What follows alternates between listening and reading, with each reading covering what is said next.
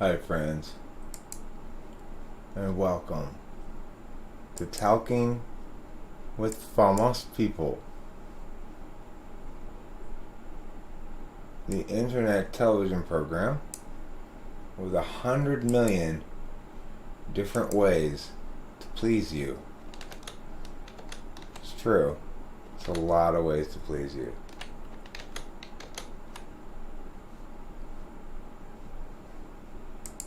There we go. Now we're cooking with gas. Now we're living, loving, learning, and hearting things. Good morning. Good morning to you too.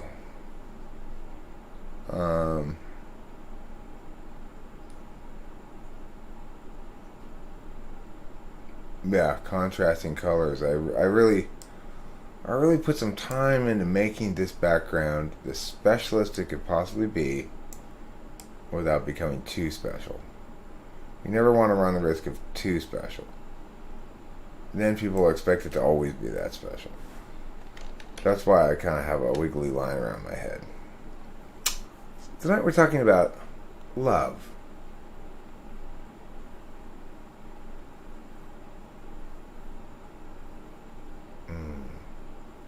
Yes. What did we do? This is wealth of riches in the form of content? Well, it's the last day of busy weeks and start a sleepy week. So I want to get as much stuff done as I can. UBI stands for Universal Basic Income. It's a kind of a hot. It's enjoyed an emergence as a policy topic that it never had previous to Yang drawing attention to it. It's been around as an idea for quite some time now, but Yang's made it a popular issue with young people.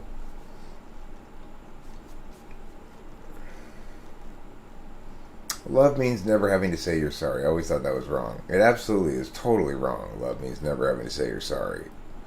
Love means always checking to see if you should say you're sorry. always saying you're sorry only when appropriate is another way of putting it, I guess. If you're surrounded by black and yellow hearts like me, there's a decent chance that you are a bee. So anyway, I have a policy prescription for a UBI that is actually sustainable meaningfully, in a way that most UBI policy advocacies are not. The only meaningful way to have a UBI in the status quo, other than the way I prescribe, is to defund all existing social programs and redirect those monies towards a UBI. Now, people have advocated that for a while, but that's hard to get traction because it's going to mean, to some extent, dismantling Social Security, and that's not popular. Mine doesn't have to touch any existing funding because it's got its own funding mechanism built. It's done concurrently with launching a crypto USD that basically has a rake built into it, so that there's it's a tax, but it only goes towards the refunding the UBI. The UBI always gets paid in the cryptocurrency, but not everything. Like, the cryptocurrency has specific sort of structural aspects to it that cause this rate to be taken periodically at certain spots. And however much is in the thing divided by however many people are eligible for it, that's what happens when that's what determines how much money everybody gets. Presumably, if my thinking of the thing is correct, the total amount of the UBI will grow over time for about the duration of, if my overall concept can be architecturally managed well and stuff, I get the right people to do that, then basically it would continue to have increasing returns for the better part of 100 years, at which point it would begin having diminishing returns. But at that point, I've done my job as a president, right? I handled the problem for 100 years, what more do you want from me? I do like to be referred to by people as Host Eric. I don't I don't care really anymore like I used to. Maybe I used to find it very nice when people did, and it didn't really bother me when they didn't, but I cared more if they did, I guess. Now I'm more accustomed to it, and um, I guess I don't really care as much. Where does the name come from? I still like it though. It's something I made up, or when I first started this thing, that it was kind of a joke. I was doing a not the host Eric part, but I was doing a sort of a freestyle improv skit by myself into an audio recorder, in which I was interviewing some characters that I have made up, namely Purgatory Lemon Squeeze and the International Delight. And I said, and just sort of freestyling it out, "Hello, this is Eric, and I'm the host of Talking with Famous People," is the name I came up with for this talk show where I'm interviewing my characters. And, I thought it was a good name for a channel. And my concept was more or less that, you're as famous as you decide you want to be, basically. If you want to take over, originally the concept was that anybody want to come be a host for a while, be the host for a while. I'll be the famous person. We could trade off, whatever. It's I want to interview regular people and as though they were famous, more or less. But it didn't work out that way because, in part, people are rather reticent to be interviewed by a random person. I expected that you will never be Stephanie to me, Winston's mom. No matter how hard you try, you will always be Winston's mom.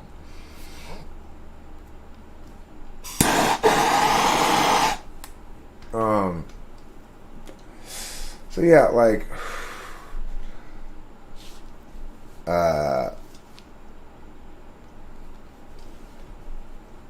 I'm sorry, I'm being distracted by these interesting stories about nudity. I've been to a nude beach in St. Martin. My husband and I did not get naked. We saw everyone from the hotel get naked. He kept saying at meals, "I saw her naked." Yeah, saw her naked. Yep, her too.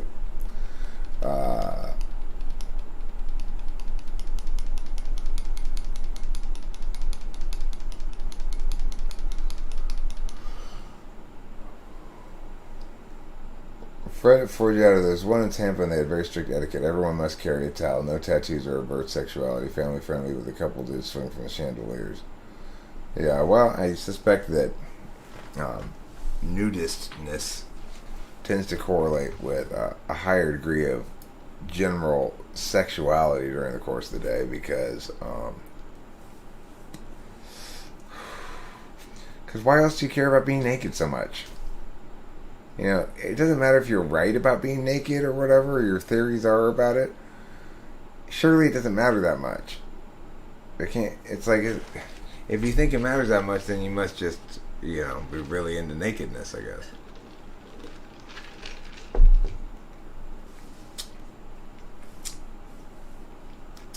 Maybe that's why they wanted to be naked.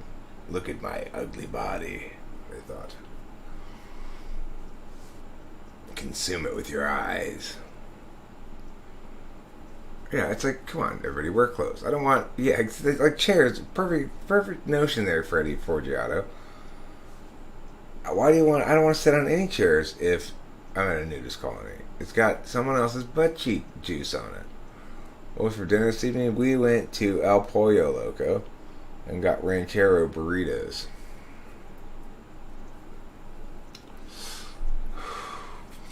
I'd join a nudist colony, but I don't want to sit down on chairs with other people's butt cheek juice. That's a good enough reason for me to avoid ever getting ever quite so loose.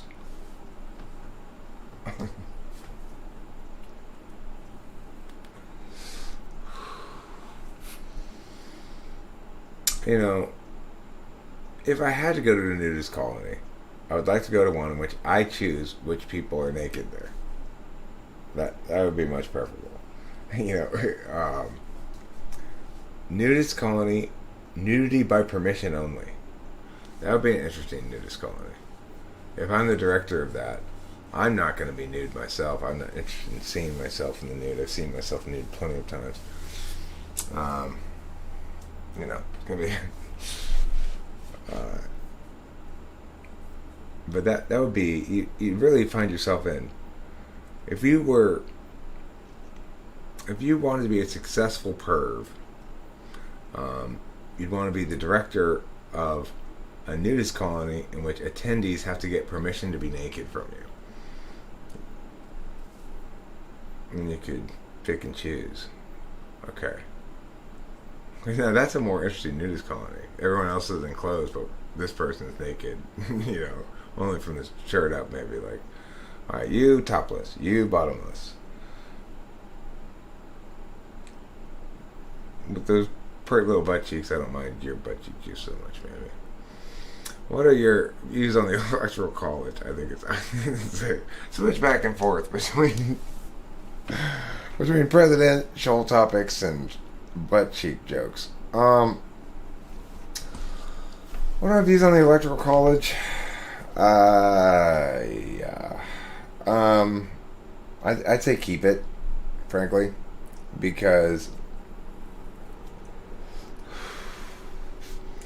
we don't need to empower the coasts any more than they're already empowered. We don't need to empower the populated states any more than they're already empowered.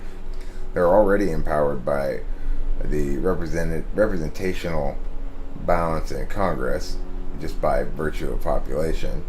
And yet, just because it seems like political perspective links more to location and whether or not you're in a city than it does to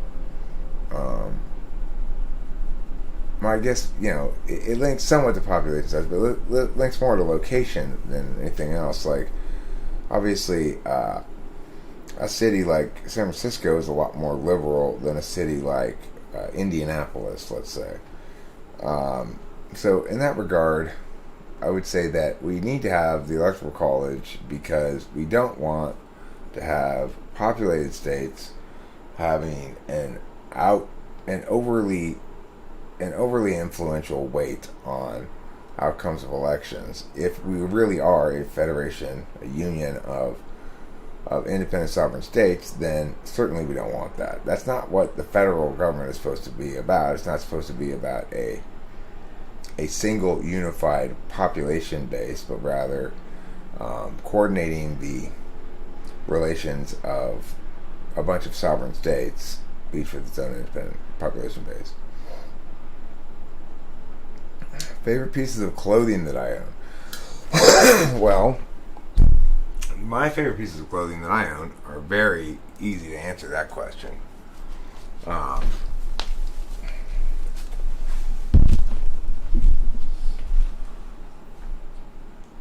This is one of them.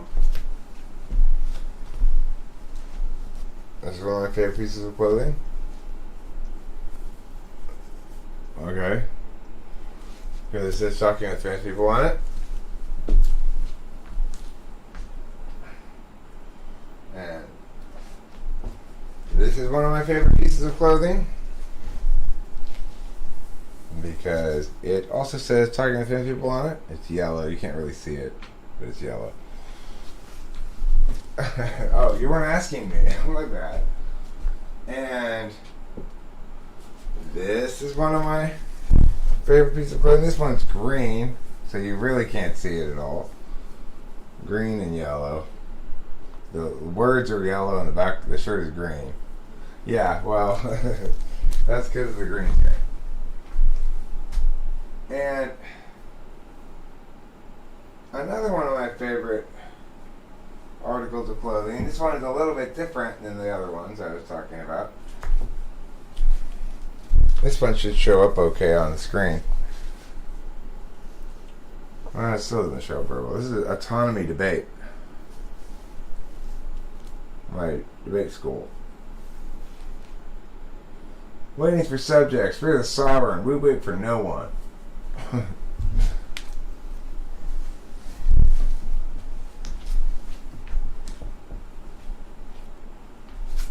So, I guess I'm pretty self-absorbed. Because I like clothing that links to my stuff that I do most of all.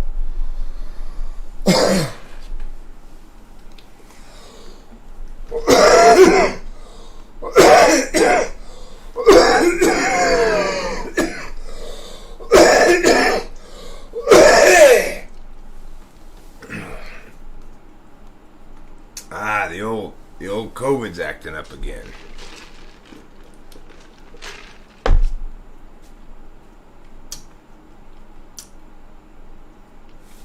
I love COVID. I love COVID.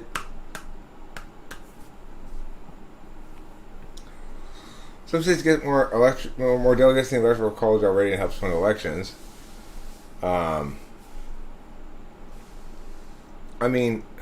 I know, but the imbalance in the electoral college is favoring the smaller states, which means it's true that California has proportionally more delegates. It's not true that that's proportionally more as much as the population is more.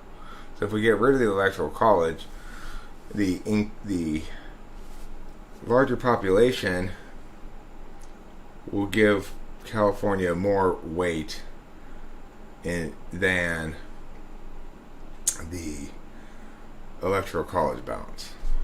I think what we should do is probably standardize how electoral college votes are disseminated. So it's some states are winner take all, some states are by proportion of vote, right? We should have it by proportion of vote for every state. Right. Okay, I'll start talking about it now. I talk about things that people bring up to talk about. The title of the stream is what I'm thinking about coming in, but often it doesn't go there because people ask different questions. I will answer this. I will address the topic though. So, the thing that I've been thinking about a lot regarding love and function stacks is the way that love for me is such a thing that happens in almost the absence of feelings. I am somebody who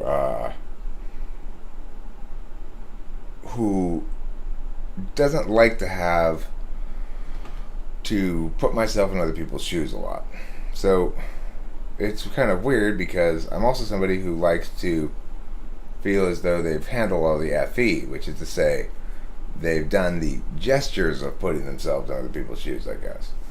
So the reality of that is most of the day I don't want to have to think a lot about how Rachel's going to feel about what I'm going to do. Now, I'm quite accustomed in my previous relationships to having to do exactly that. To have to think about how Rachel's going to be impacted by what I want to do. But Rachel and I get along so easily, and we're both so not very FI focused, that we settle into this thing where, one of us will be awake before the other one during the morning. And when we come together, either I'm in the middle of something a lot of times, and so not really paying, and there's this kind of like ships passing in the night thing, in which neither party really feels the need to be central to what the other person's doing at any given moment, but at the same time want to be together in the proximity to each other, and at some point in the day will direct their attention back towards each other. There won't be any expectations that have been unmet when that occurs, because both parties sort of default to their own emotional spaces. I've never had this kind of relationship before, and it's so ideal, it's so perfect. And what it made me realize is that in the absence of FI, I'm allowed to naturally feel my own kind of light and breezy, but nevertheless legitimate FI. Actual fondness for the person, actual affection and stuff. instead of just the symbols of relationship, being a good relationship partner, which I'm very accustomed to doing. Like, the symbols of being a good relationship partner include plenty of words of affirmation, saying I love you, blah blah blah. But to me, those things don't link to any particular feelings. They link to a standard of behavior that I'm engaged in, and a general, a general softness. I'm kind of a soft person. I don't like to see other people suffer very much. If I can see them suffering at all, I don't. It makes me very unhappy to cause discomfort or suffering.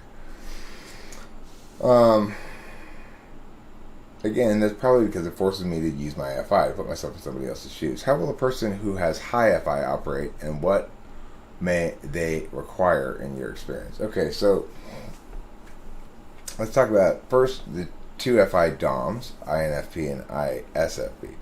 INFP has always been for me the most difficult type to assign a good match type-wise to. And the reason for that is because for an INFP, life's always presenting them with the following conundrum. They would like to spend a long time growing in fondness for somebody before actually coming together and saying, now we're in a relationship. But the modern world doesn't afford an INFP that sort of slow courting option that maybe in the past was afforded. And so INFP is very often sort of compelled by reality to make a choice and do when really they want to make no choice, and they probably shouldn't make any choice, and they should just delay further. But however, once the choice is made, then it can be very difficult for them to get out of the choice. So I would say that the most important thing if you're an ENFP, okay, I'll talk about ENFPs as soon as I finish the thought on INFPs. If you're an INFP, you really need to know and trust the person you're with deeply, and they probably need to be very accommodating for as far as practicality goes, to facilitate you in the life you want to lead and not expect a whole lot. FI second slot, ENFP.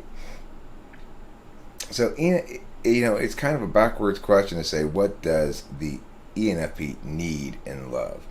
It's quite the opposite. It's other people will need and love from you, and you will, in varying degrees, be able or unable or willing or unwilling to provide it. With FI as a tool function, it's only an instrumental value for you anyway. So it helps you to understand clearly what you want, but you only need to, as far as you're concerned, you only clearly understand what you want ultimately so that you can figure out how to get it. And the satisfaction you take is in interfacing with dynamic systems to figure out how to get stuff. That tends to correlate as well with being okay with dispatching with people as they cease to fit into your understanding of how relationships and you fit together, right? So ENFPs are much more likely to go through a lot of people than INFPs, but not necessarily more likely to go through a lot of people than ESFPs. ENFPs are likely to go through a lot of people and repeatedly mistake this person for blah, and then go, oh, actually I don't feel that way, and then replace blah, oh, actually I don't feel that way. ENFPs will do that, trying to find their way to the right person. Who is the right person for the ENFP? Well, the challenge for them is, of course, to know when to stop that cycle, and to know when this relationship's momentarily feeling of disillusionment doesn't actually mean that you're not meant for this relationship. It's just a moment of disillusionment or something. So I would say the best type for ENFP is INTJ. They're both perceiving types. So they're both metaphysical first. And that's why I would recommend them instead of ISTJ, which is the socionics dual for ENFP.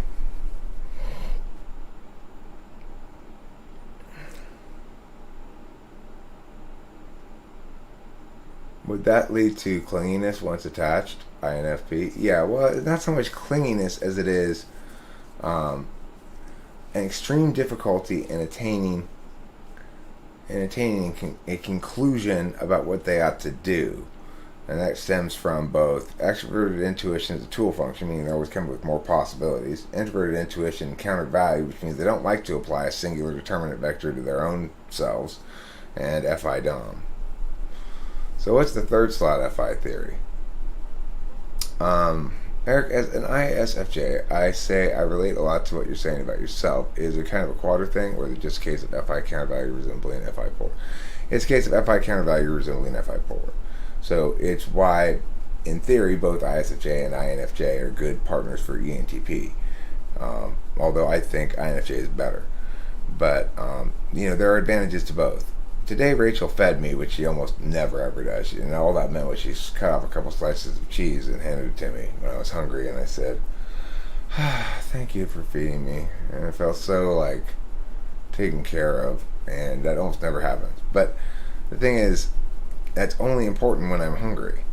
And that's, most of the time I'm not hungry. And most of the time I can get us fed, no problem. Instead, what Rachel provides is that absence of expectation that I really need. Absence of expectation of me paying attention to her if we're in the same room or something, or having to have some explicit thing. Being both sevens really helps a lot for me. But yeah, 6 slot and 7 slot FI play out very similarly in a relationship. They're conducive to each other. Because in a relationship, ultimately, you want to relax and be not your demonstrating for the world self, but your other self. And if you're not being your demonstrating for the world self, you do not want to do your 6 slot function. What's the 3rd slot FI theory? I'm not sure what you're referring to specifically, but FI in the 3rd slot is an absolute value, which means that for INTJs and ISTJs, they view what they want, and having a clear, let's say,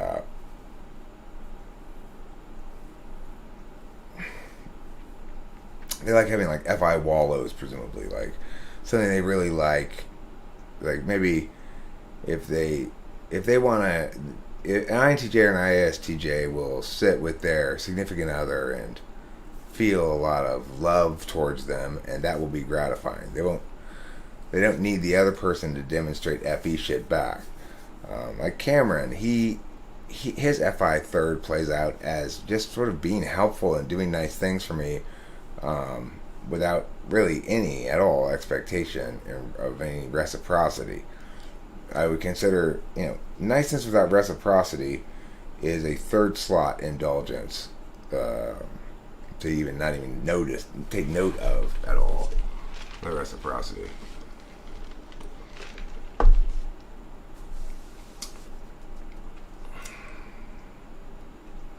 What other types do you take time to build relationships, or mostly only FI DOMs?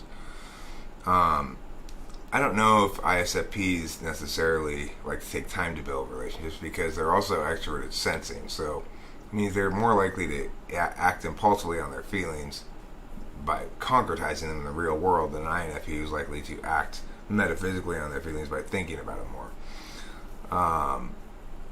So it's not necessarily FI DOMs that want to have a slow building relationship. I would say that another slow building type would be INTP, probably, in their ideal understanding of it. They would like it to develop very slowly. That links with SE polar, right?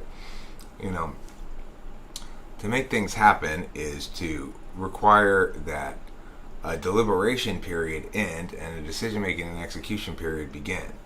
So if you're an INTP or an INFP, that's kind of contrary to your nature, and you'd like it to kind of naturally occur without you having to do make a decision to do and execute, which always eliminates other possibilities, which runs afoul of your tool function. So, would myself as an ENFP also require need low expectations as you do as an ENTP? No, because FI is your tool function. So you're expecting to do meet a certain amount of expectations, and that's to be okay. Just like I'm expecting to do a certain amount of TIing for Rachel, and that's okay.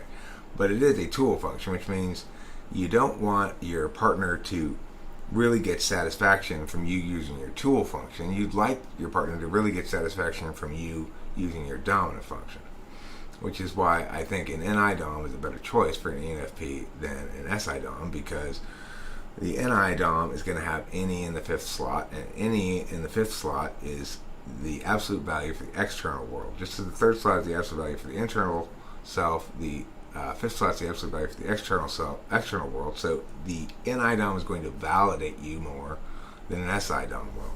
An SI Dom will find your any satisfying in the sense that food satisfying to somebody who's hungry, but they won't really value you for providing it, and they will scold you some for not validating on their SI grounds. So I would say an NI Dom is a better choice because they will validate you on NE grounds, and they don't really value SI either. So you have an equivalent relationship with fourth and eighth slot SI. What type's likely to have high expectations for their partner? I would say INFPs are very likely to have high expectations for their partners, but SI Doms as well. SI and FI Doms, because FI Doms know what they want clearly, and therefore will be aware when you deviate from that. And SI Doms know their own experience clearly. SI Doms don't want to be dealt with NI at all, because that's 8th slot. People don't like to be pushed on their 8th slot function. So, I think SI and FI Doms have the highest expectations. Probably ISFJs and INFPs have the highest expectations. ISFPs and ISTJs less so. ISTJs may actually, I think ISTJs may have the most reasonable expectations, but that doesn't necessarily mean they're low expectations. There's there's quantity and quality of expectation, I guess. Yeah, so your third slot, it's like an absolute value for yourself. For me, that's extroverted feeling. When you ask a question like about, do I like to be called host Eric or Eric, or when you ask the question about like where the name came from and stuff, I really like those kind of questions because it lets me talk about me, and it tells me you're interested in me, and that validates me, right? Because that's third slot FE. But that means it's my internal payoff thing. It's like I study to get good grades. The good grades, the payoff, right? The studying's the thing, the instrumental value. I'm logical or sustain winning the arguments on a logic grounds in order to get a good grade in FE. It's for everybody's second and third slot function. So for an ENFP, that means you know your own feelings and put yourself in other people's shoes well in order to know how to solve problems in dynamic systems. And that's your payoff when you can do that. When knowing what you want enables you to, or validates also within a frame of how to, because the other way of looking at your third is it's a constraint on your second. I'll use my TI as much as I want to or can until it starts to make people not like me. And then that's a boundary I won't cross. And so ultimately FE is the boss there, not TI.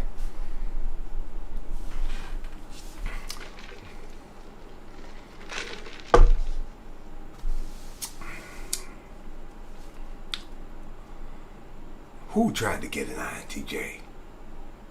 Nobody but be trying to get an INTJ, says James. Is it common for ex-NTPs to not know how they feel about their partner? Yes. Especially E. E especially. But also I, true. They're late in knowing. Is it common for ENTPs to not know how they feel about their partner? Didn't know how much I cared about the last girl I dated. I didn't even think about breaking up with her until she dumped me. Um, yeah. I've found that as an ENTP, I know what words to say, and I don't believe those words should link to something specific because, after all, feelings are just an arbitrary affirmation or negation.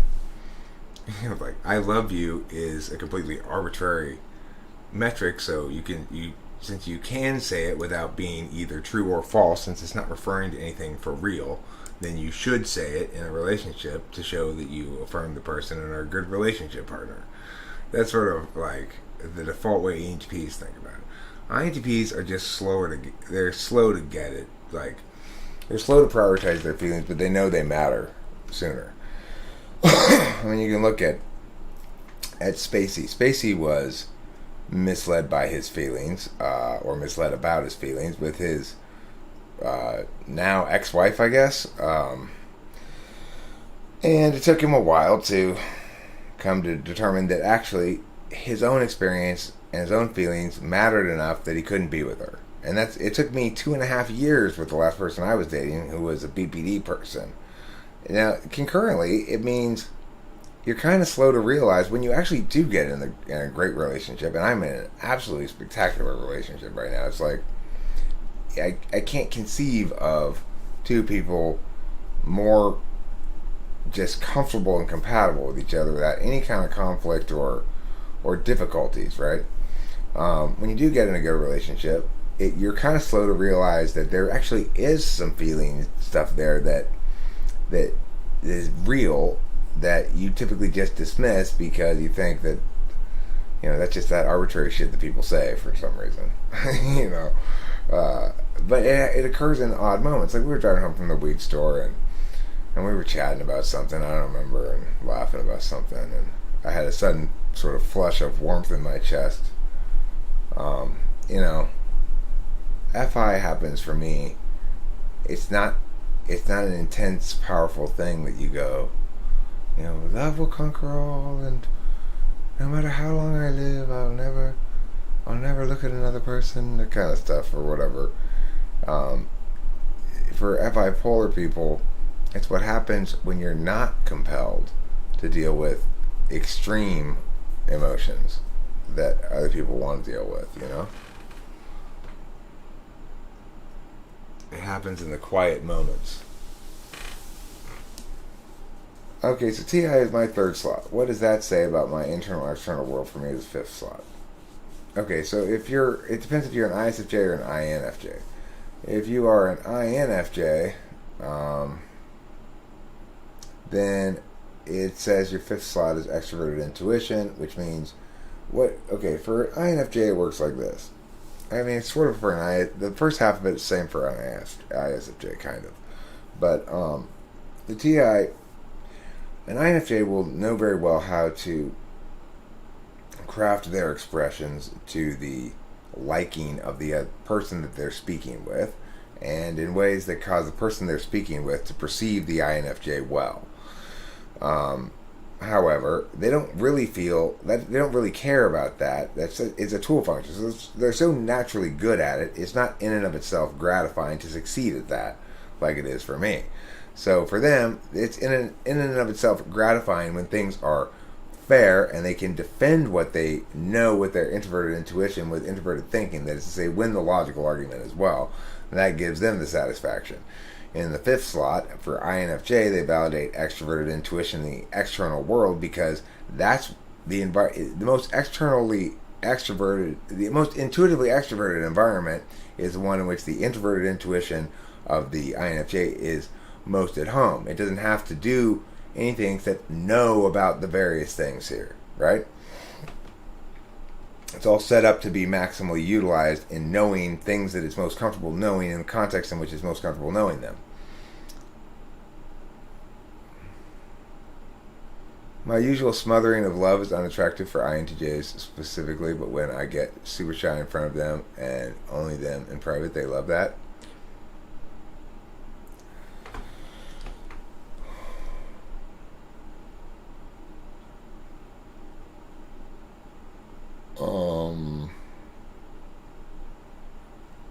By we, I assume we are both ENFP. Oh, you're ENFP. TI is not your third slot, then.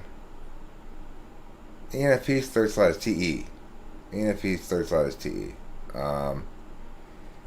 TE is different. TE is an interface function, which means it requires engagement with a responsive and changing external world, some aspect of that. Whereas TI is a deliberation function.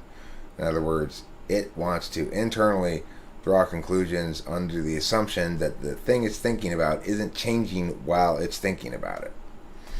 So TE and TI play out very different in the third slot. TE in the third slot means you prefer things to operate within a utilitarian framework in general. In other words, you think things are justified when they produce good outcomes and unjustified when they produce bad outcomes. And you like your own life to conform to that metric. Smothering feels fake and weird to me personally. Lol, I do prefer a bit shy. No, you might love novelty, but that's because you're an NE-DOM, not because you're a TE third. As a matter of fact, TE and NE have an inherent contradiction to them as far as that goes. TE is an interface modality that says, I'm trying to figure out order of operations concerns. So, a TE concern is make sure you don't do steps A, B, and C before you realize that you needed to do step 0, and now you're going to have to undo everything. You have to take everything down and start over again. Because you didn't start with step 0 like you were supposed to. You started with A, B, and C. That's a TE concern. TE people, therefore, they use extroverted intuition more as a means of anticipating possible problems. Yeah, TE thinks the end justifies the means.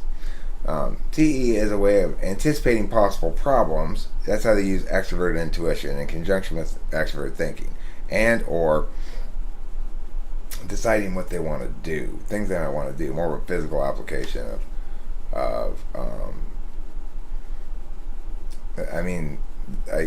that's like if you're NE's third slot, but your NE's not third slot, so I don't want to confuse you. I'm sorry I said that.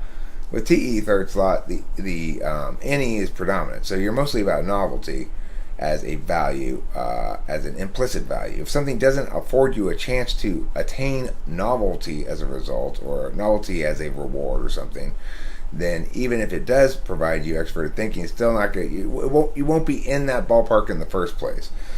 In other words, you'll only buy tickets to games that allow you to use extroverted intuition because it's your dominant function. But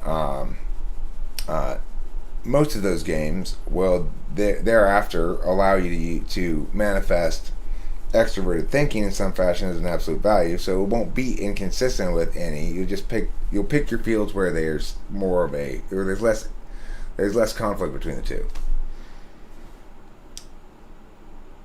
Enneagram 9s are the most easygoing, I think so. Probably. You could say I'm very easygoing as a 7, but what you really mean is I'm very slacky. Like I don't want to feel pressured into getting going right now. I like the idea that I can say, okay, well we're gonna wrap this up and go to dinner soon, and then take 45 minutes before I actually wrap it up and go to dinner, and that Rachel's not even waiting. She's not going, okay, come on.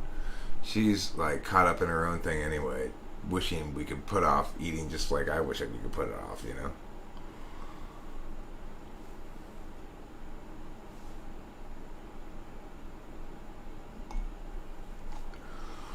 Trying to wrap my head around all this stuff, but also engaging makes me wonder why I might love learning but haven't done so because I haven't been interested in what I'm studying for a while.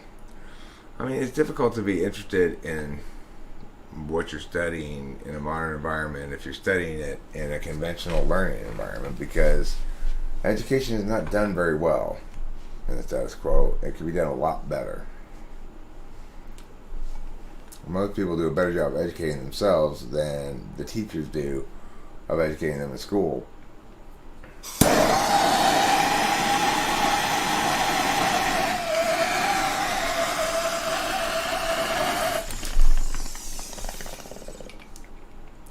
I mean, like I pointed out to my client the other day.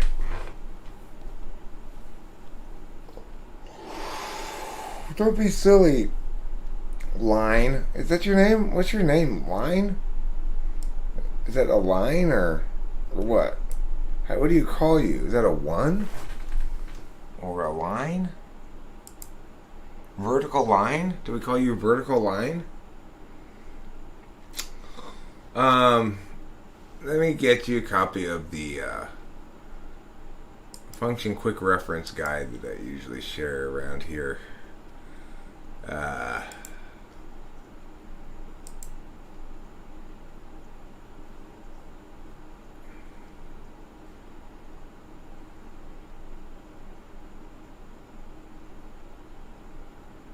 Here it is.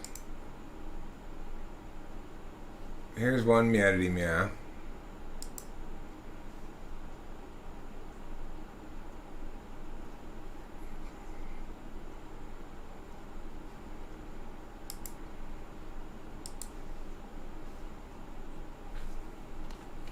Nudity pia, nudity da, nudity pia, wadity la.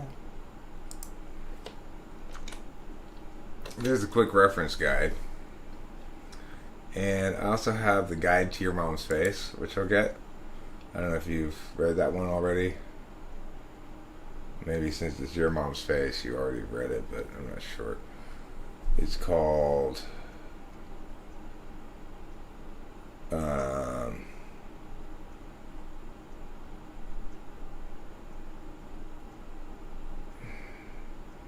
well, where is it, Eric? Come on. You're holding everybody up with your waiting. Here it is. Frames, fields, objects, and vectors. Instrumentality and attainment. That's like 6 different things. Frames, fields, objects, vectors, instrumentality, and attainment. There's too many things for a title, you know? It really is just too many goddamn things. Alright, let me make sure that the meow is on properly on this. Oh yeah, it is. Okay. Then I'm going to put the meow as follows. Section thing right here. There you go, Pipia.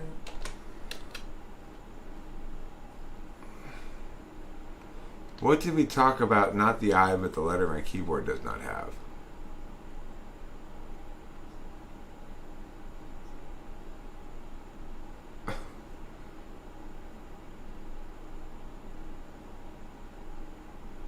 What did we talk about? Not the I, but the letter my keyboard does not have. Oh, that's... Cosmic Cat? That's your name? That's an Arabic letter. Does the Arabic letter have a name? So I can call it a name of some sort? Like A or B or C or something like that? Does it have a letter name? I remember you as a regular commenter and someone able to converse well, huh?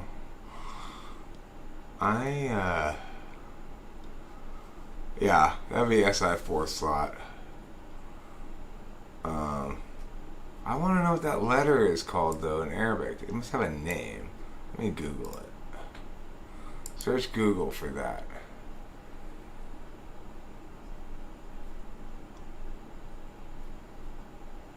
A leaf. You're a leaf. Just like the things on the tree.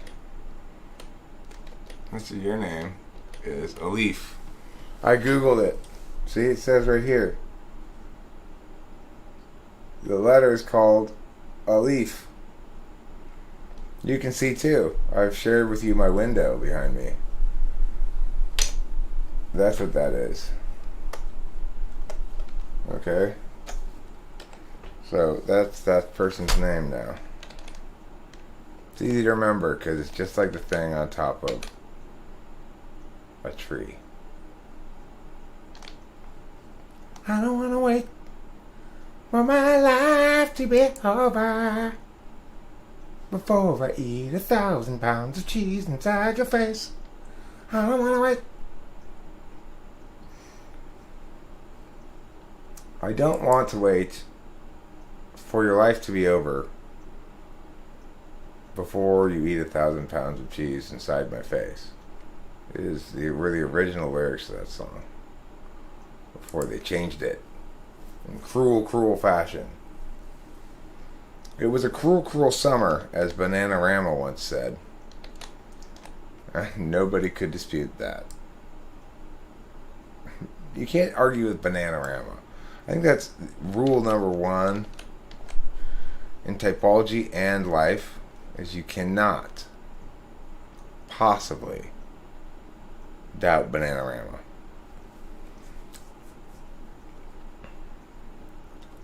Okay, so what I'm going to do right now, I'm going to take a short bong rip intermission. Now, I'm going to be here visually, but not audially, because it's going to just be loud torch and bong rip pulling. So, just hold on for a second. When I'm done pulling riffs, I'll resume audio. In the meantime, I'll play a little bit of music for you in the background.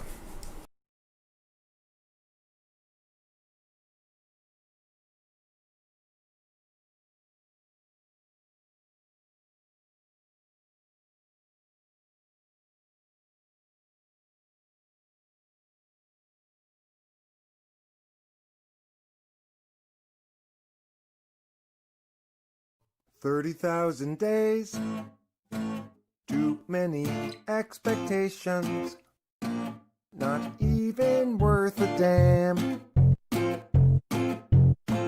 30,000 nights to sleep off the intoxication, otherwise we won't escape the plan. I wasted half my days trying on another's way, but who can tell me my priorities? Is there anybody knows the key? 'Cause I'm tired of doing it wrong. Want direction and have all along. Wait until I know. Or is that just hesitation? Clarity's no good once your chance is gone. What I need to show is it so below my station? I'm tired of doing it wrong. I wasted half my days trying on others' ways. Who can tell me my priorities? Is there anybody knows the key? 'Cause I think I'm doing this wrong. 'Cause I think I'm doing this wrong. Doing it wrong.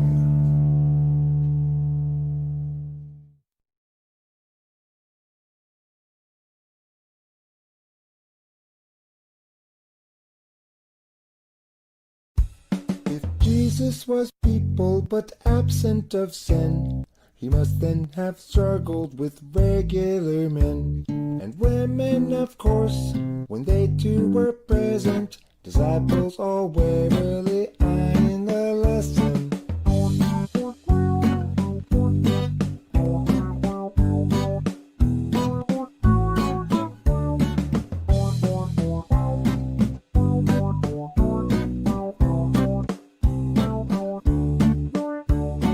People aren't Jesus once they're betrayed. The easy believing forever is lost. Living naively is not to be saved, but the wise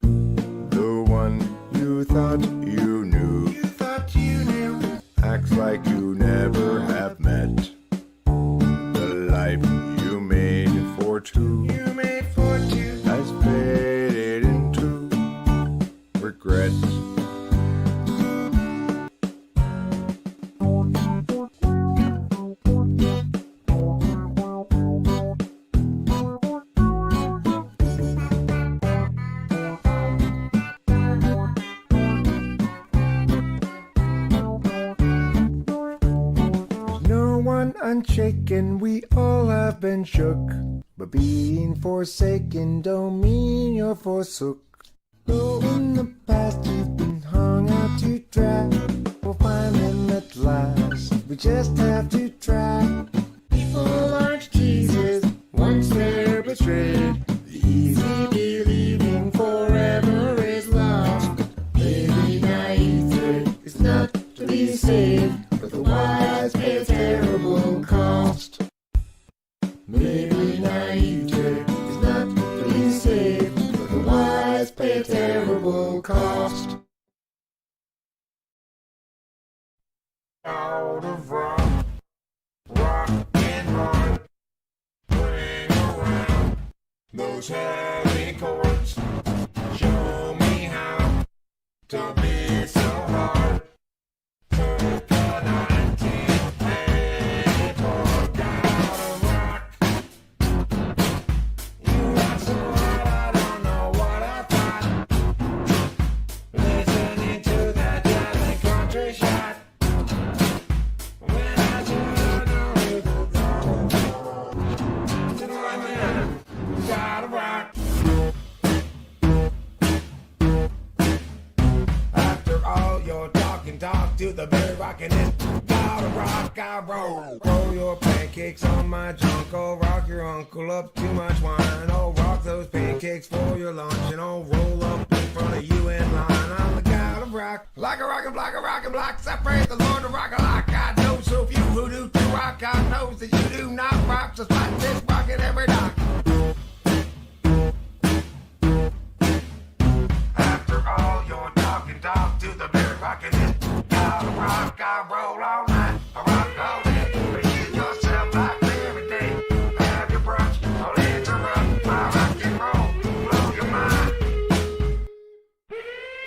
I'll rock your mimosas like it's mine. I'll roll your pancakes on my junk. One more block for your lunch. God of rock, a rockin' shock. A rockin' flock of rockin' blocks, I pray the Lord to rock a lot. I am the God of rock. Just rock, and every talk to. After all the talking, talk to the rockin' it. God of rock.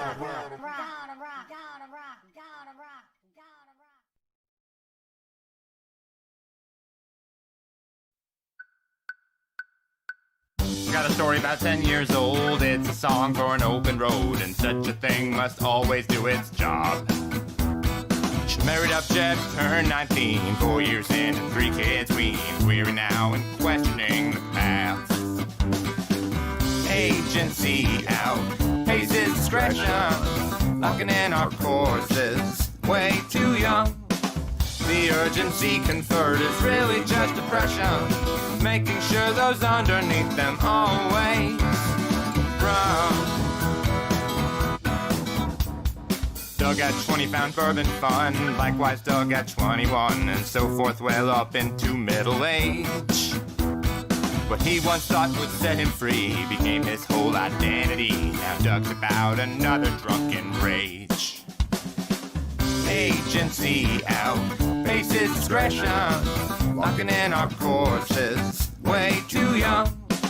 The urgency conferred is really just depression, making sure those underneath them always run.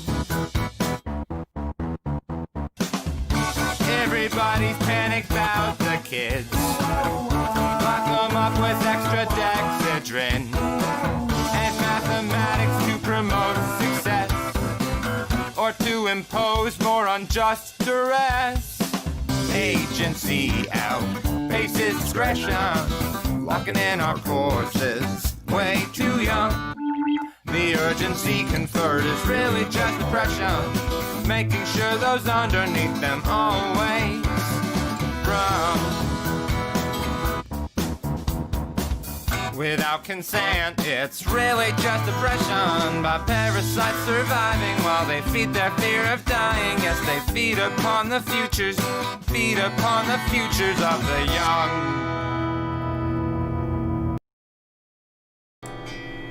Well, that will bring our intermission to a close. Please return to your seats The lights are coming on, and we are about to resume the second act of Menopause the Musical. That's right. Tonight on Talking with Famous People, we are reenacting from memory Menopause the Musical. Okay, ready? Hot flash, so hot, hot flash, I'm hot. Oh my gosh, it's hot flash, it's menopause. I'm sure that was part of it. Some bullshit like that. And,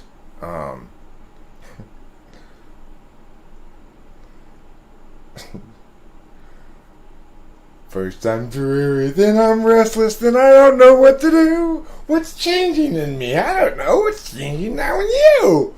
It's like, oh my God. Somebody, please, hit me in the face with a baseball bat. I cannot tolerate one more second of this nightmare. Menopause the Musical? You're confused? Well, let me tell you, it's a real thing. I shit you not. My old boss at Kudos, at KCYW,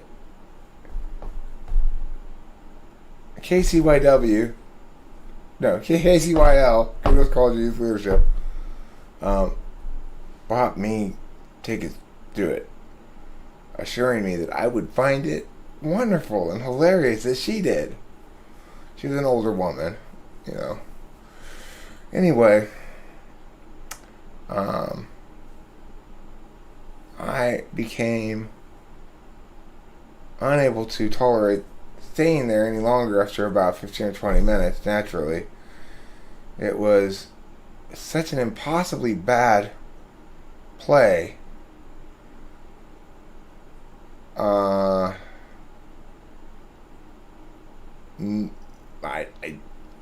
I couldn't. I certainly can't think of a worse concept for a musical.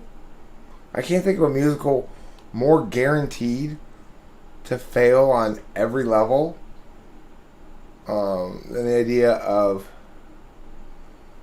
a hilarious musical about hot flashes and the change.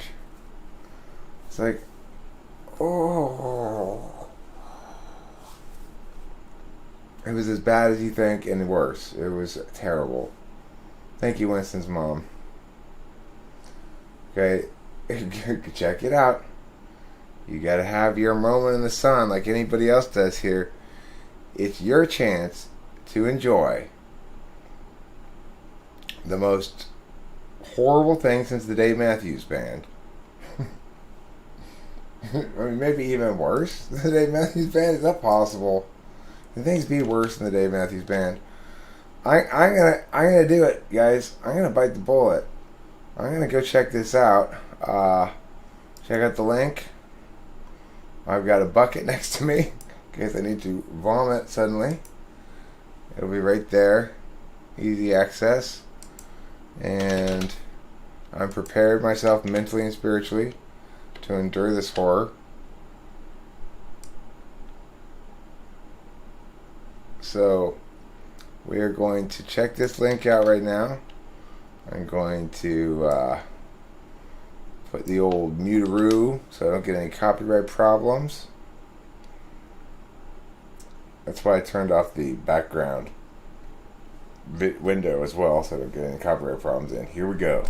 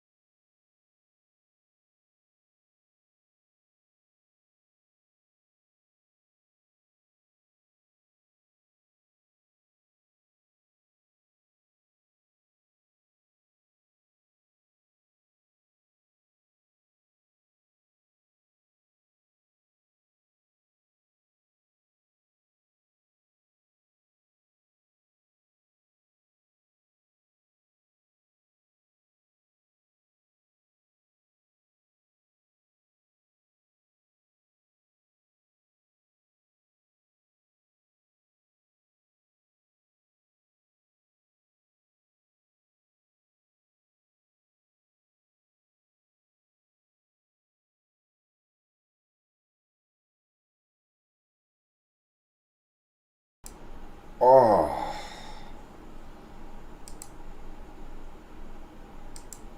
It's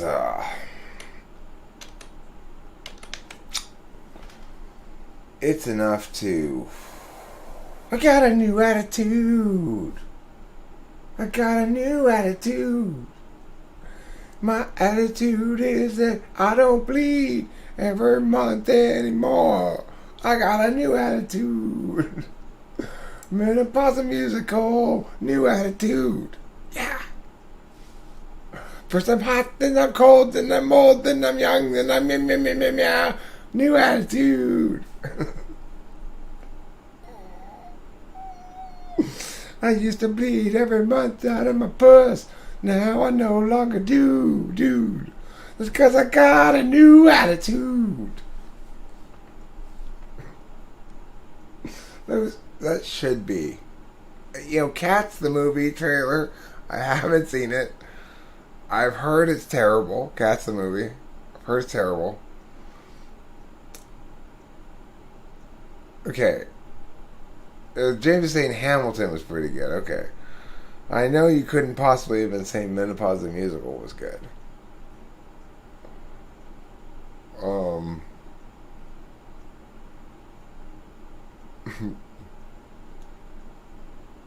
What are gruous expressions? What are you trying to say there, Sandy? You have a typo. I want you to correct your typo. You wrote gruous. I don't know what that means. Let's compare our gruises. Oh. These. That's not at all like gruous. That's totally different.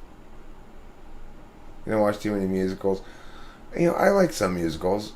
I like the scores of some musicals. I don't like Menopause the musical. I like some Rodgers and Hammerstein stuff, like Pirates of Penzance. That's a good musical, right? It's got some good songs in it. It's most famously, it's got I am the mother of a modern general, and minerals, and funerals, and funerals. You know that song. Everybody knows that song. I am the modern something of a modern. I'm the very something of a modern major general. 69 minutes of streaming. All right. Righteous. Yeah, you know that song. Trinity Schaafsma. Trinity Schaafsma what?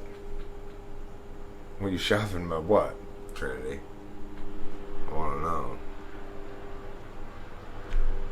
Helicopter. You know what that means? Every time you hear a helicopter in the night sky, make a wish.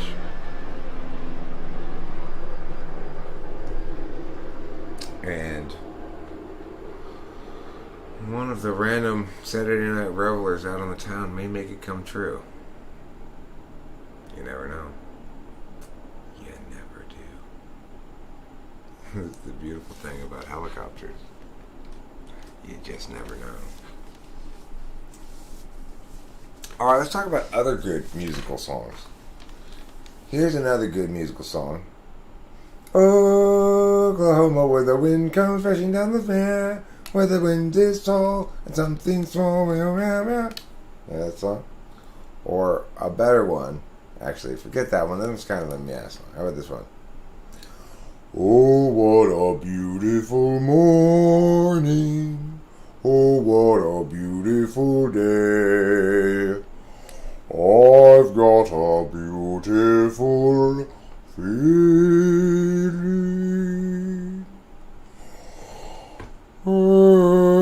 Everything's going my way. That's a musical song. Let me think of another musical song that I like. How about from The Wiz? Move On Down the Road. Remember that one? move on down the road. Is the Wiz racist? Good question. Big, important question. Is the Wiz racist?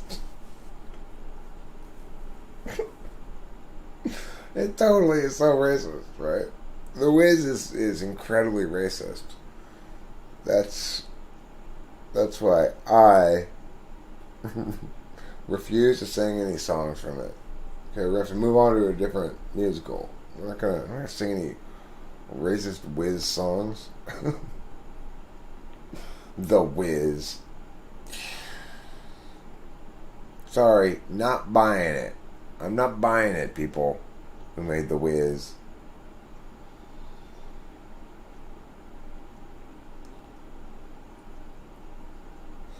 Let me think of another famous show tune worth knowing, loving, singing, and trusting. How about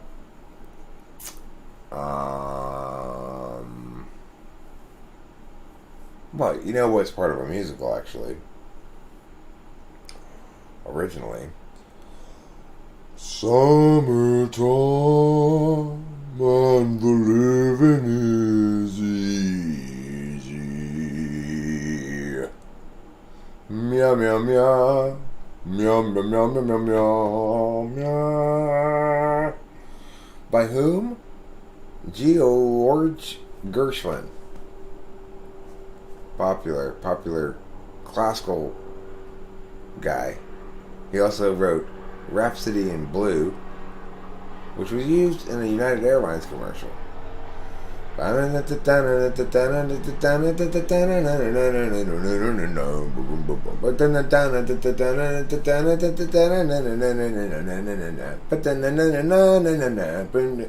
American in Paris?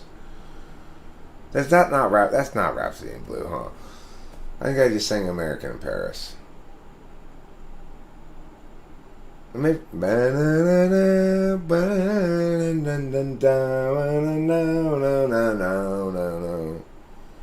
I think that is Rhapsody in Blue.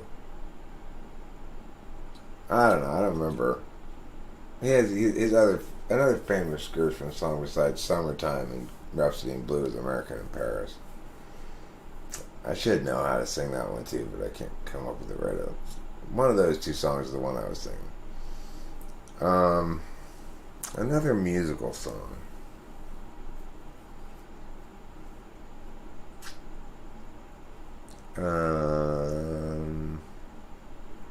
That's good.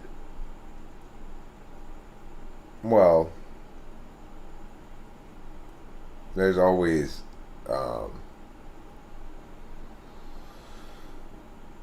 the songs from Greece. They have a number of good songs. Like that one where she says, "Don't touch my drawers, my nice clean drawers." That's a good one. What's that song called? I'm sure it's not called "Don't Touch My Nice Clean Drawers." It must be called something else. I can't think of the tune to it right now. I'm not really manifesting in my head Grease songs at the moment for some reason. Porgy and Bess. No, it's Porgy. No, it's Porgy. No, it's Porgy. It's like Jiff and Gif. People can't come to any conclusion about it. Okay, other show tunes. That's what I'm thinking about, of course. Of course, that's the important topic at hand. If the whole world's not interested in finding out which show tunes I can remember off the top of my head, then what could it possibly be interested in? What could be more interesting than that? But Eric, tell us more about which show tunes you remember off the top of your head as show tunes. Okay, if you insist. Gosh. I guess I don't watch a lot of musicals, really. I would consider it mostly a dead art form, you know? Can you really make good art in the medium of musical anymore. Well, I mean, Nightmare Before Christmas was great, but that wasn't really a live action musical on stage, you know. Who still believes in the art form of musical stage performance as a meaningful media to create art in? Does anybody still believe in that? Does anybody here still believe in that? I think it's cool to do, maybe, as a performance. But, that was a gem. Porgy and Bess. Avenue Q. I've not seen Avenue Q Noir. I don't know what that is. I just know that it comes after Avenue P. Well, and before Avenue R.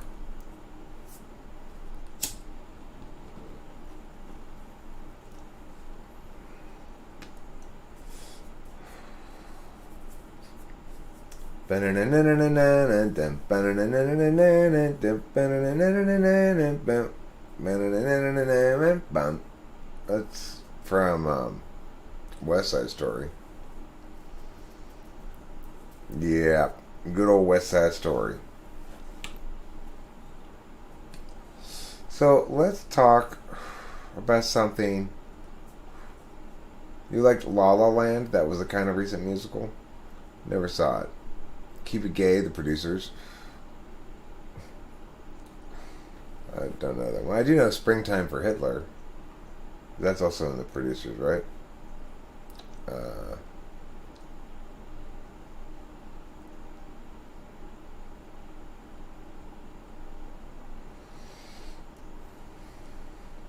One of my favorite musical performances in a film, and that's a little bit of a different thing, is like, if you think about movies that are not musicals, a lot of times will have maybe one musical number in them, or maybe two. It doesn't quite make them a musical movie, but a couple of my favorites, well, almost all of my favorites I can think of, are from Steve Martin movies. Like, I really like My Little Buttercup and Three Amigos. That's a great song. I also like Blue Shadows, which is also in that movie. You know, the scene where Martin Short and Chevy Chase and Steve Martin are all sitting around a campfire in this very, like, painted backdrop kind of set, and they sing. One of them starts playing the guitar. I don't remember which one, and they start singing Blue Shadows, which goes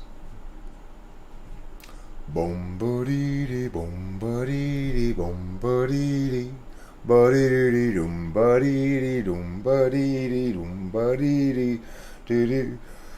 Blue shadows on the trail, white wind blowing through the trees above. All of the doggies are in the corral. All of your work is done. So and dream, little pal. Dream on, bum ba dee dee dum ba dee dee dum ba dee dee ba dee dee dum ba. Isn't that a great song? That's a great song. It's so well put together. I just really like it. If you think about the beginning of the melody line to it, it fake disappoints you and then satisfies you a great deal, because it goes blue shadows on the trail all the way down to the root, right? So you're like, oh, that sort of completes the phrase. You expect it to do an incomplete phrase so that it can bury it or something. That sort of completes the phrase. But then it goes, I've been blowing through the trees above, which totally, like, reinvents the thing that came before it in a super cool way. Melodically, it's really NI tasty.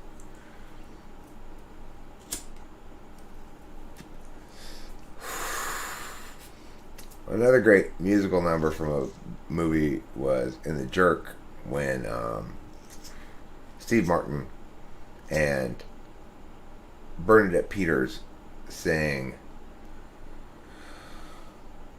I know in the dawn you'll be gone, you'll be gone.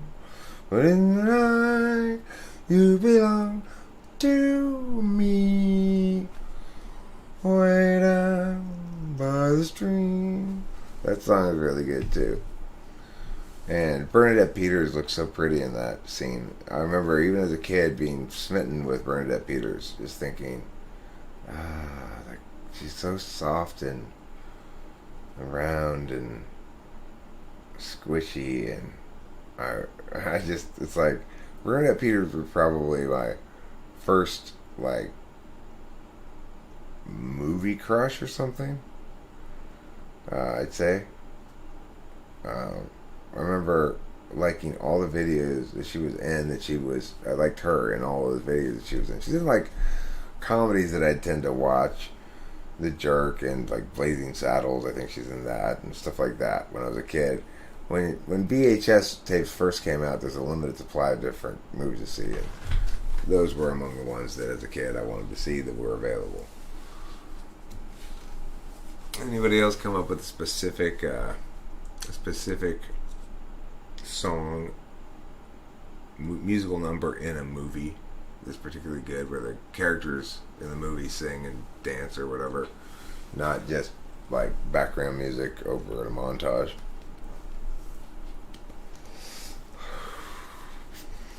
You know, the conspiracies are all about Montauk, New York, but the real shady stuff happens in Montage, New York, where time operates at hyperspeed. People are able to get huge amounts of shit done over the course of one song. That's where the real secret, deep state stuff's happening. Montage, New York.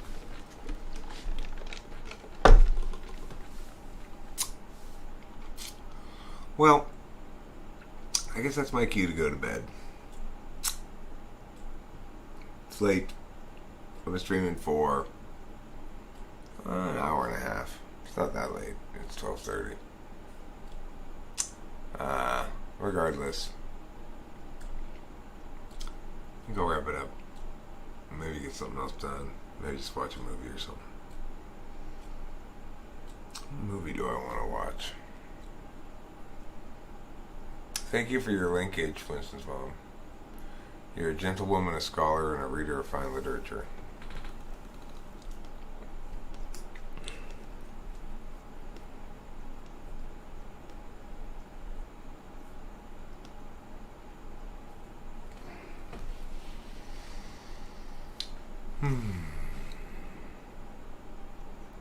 Oh yeah, that song is pretty good in that musical. Jesus Christ, superstar, who in the hell do you think you are? Oh, those are the lyrics? I think so, right? Okay, yeah, I'm tired. I'm gonna wrap this up and maybe watch a movie. So, good night. Sleep tight. Don't let the red bugs bite.